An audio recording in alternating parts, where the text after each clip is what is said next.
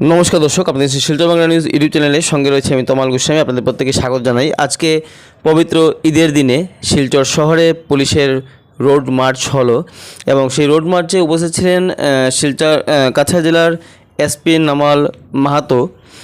আর এই রোড মার্চটি কী জন্য হয়েছে, হয়তো শান্তি শৃঙ্খলা বজায় রাখার জন্য। বিগত ঈদে যেরকম অবস্থা হয়েছিল তা যেন না হয়, এই জন্যই হয়তো হয়েছে। ঠিক আমরা জানতে পারিনি কিছু, বলতে পারছি না কিছু, কিন্তু রোড মার্চটি হয়েছে পুলিশ পক্ষের তরফ থেকে, পুলিশ প্রশাসনের তরফ থেকে, সেটা আমরা দেখেছি এবং আপনাদেরকে যথাযথ খবরটি দিলাম। আর আজকে পবিত্র ঈদটা নষ্ট করে দিল বৃষ্টি, কারণ বৃষ্টি এমন ভয়াবহ অবস্থা ধারণ করেছিল যার জন্য ঈদটা পালন করতে পারেনি কেউ। আজ তারাপুর মদনমোহন যে রোডটি রয়েছে সেখানে গোমাংস উদ্ধার নিয়ে তুমুল কাণ্ড সৃষ্টি হয়। আজ প্রায় এক বস্তা গোমাংস সহ দুজনকে গ্রেফতার করেছে কাছাড় পুলিশ, সেটাও আমরা জানতে পারি সূত্রের খবর মতে। এবং প্রচুর লোক সেখানে জমায়েত হয়েছিলেন, কারণ সেটা স্বাভাবিকই, কারণ এটা একটা সেন্টিমেন্টাল ইস্যু।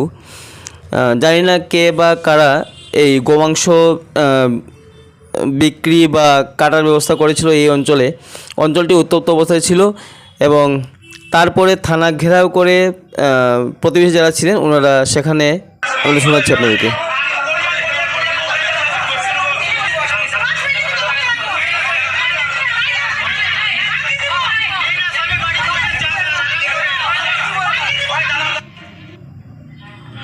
পবিত্র ঈদ উজ জুহার পবিত্র দিনে সোমবার উত্তাল হলো। আজ শিলচর অন্নপূর্ণা ঘাটে বরাকের যে জলস্তর রয়েছে সেটি স্বাভাবিক তো মোটেই না, কিন্তু অস্বাভাবিক কিছু না। কারণ আমরা আপনাদেরকে দুপুরেও জানিয়েছিলাম যে 12টার সময় ছিল 17.84 সেন্টিমিটার। তারপরে আমরা আপনাদেরকে বিস্তারিত জানিয়েছিলাম, এবার আবার জানাচ্ছি যে সকাল 8টার সময় ছিল 17.72 সেন্টিমিটার, সকাল 9টার সময় ছিল 17.75 সেন্টিমিটার, সকাল 10টার সময় ছিল 17.78 সেন্টিমিটার, সকাল 11টার সময় ছিল 17.81 সেন্টিমিটার, দুপুর 12টার সময় ছিল 17.84 সেন্টিমিটার, দুপুর 1টার সময় 17.87 সেন্টিমিটার, দুপুর 2টার সময় 17.90 সেন্টিমিটার, দুপুর 3টার সময় 17.92 সেন্টিমিটার, বিকেল 4টার সময় 17.95 সেন্টিমিটার, বিকেল 5টার সময় 17.97 সেন্টিমিটার, সন্ধ্যা 6টার সময় 17.98 সেন্টিমিটার, সন্ধ্যা 7টার সময় 17.99 সেন্টিমিটার এবং রাত 8টার সময় 18 পয়েন্ট রয়েছে জলস্তর বরাক নদীর অন্নপূর্ণা ঘাটে। অত্যন্ত দ্রুতবেগে বরাকের জল বেড়ে চলেছে, থামাথামির কোনো নাম নেই। প্রতি ঘন্টায় 3 সেন্টিমিটার 3 সেন্টিমিটার 2 সেন্টিমিটার করে বেড়েই চলেছে বরাকের জল। কালকে রাতে 4 ঘন্টা 5 ঘন্টা স্থিতাবস্থায় থাকার পরে আজকে আর স্থিতাবস্থায় নেই, বরাকের জলটা বেড়েই চলেছে।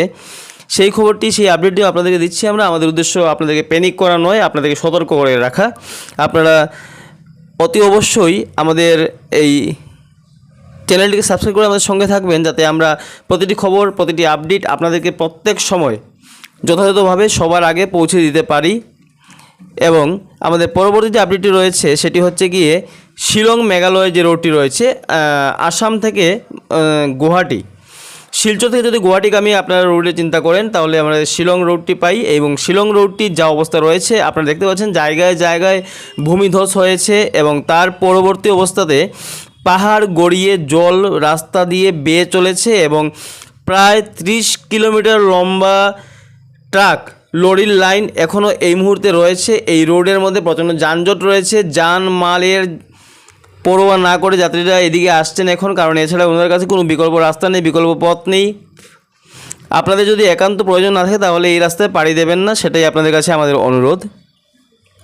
আর এখন যেটা অবস্থা হয়েছে যে বেথুকান্দি স্লুইস গেট যেটা রয়েছে তা নিয়ে খবর রয়েছে, কিন্তু তার আগে আমরা আপনাদেরকে বলতে চাইছি যে যেভাবে বেরেঙ্গা সংলগ্ন নাটপাড়ায় কিছুটা অংশ ফাটল ধরেছে, বা যেখানে প্রধানমন্ত্রী গ্রামীণ সড়ক যোজনা ছিল, এই রাস্তার বেশ কিছু অংশ বরাকের দলে ইতিমধ্যে তলিয়ে গেছে, সেটাও আমরা আপনাদেরকে দেখাচ্ছি। যদি এইরকম অবস্থা চলতে থাকে তাহলে 2022-এর বন্যার পুনরাবৃত্তি আবার হতে পারে বলে আমরা সন্দেহ প্রকাশ করছি। অনেকেই সন্দেহ প্রকাশ করছে যে এটি হতে পারে, কারণ দেখতে পাচ্ছেন আপনারা রাস্তার অনেক অংশ বরাকের জলে ইতিমধ্যেই তলিয়ে গেছে। বিগত যখন 15-20 দিন আগে যখন বরাকের জলস্তর বেড়েছিল তখন এই অবস্থা।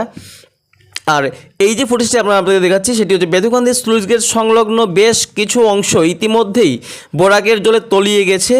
স্লুইস গেটের পাশের নিচের অংশ দিয়ে মহিষাবিলের জল নামছে বরাকে। কারণ মহিষাবিলের জল নামছে কেন না, কারণ স্লুইস গেটটি খুলে দেওয়া যাচ্ছে না বা খোলা হয়তো হচ্ছে না বা সম্ভবপর হচ্ছে না, তার জন্য মহিষাবিলের জল নিজের রাস্তা নিজে তৈরি করে স্লুইস গেটের নিচের অংশ দিয়ে বেরিয়ে গিয়ে মহিষাবিল থেকে বরাক নদীতে নামছে।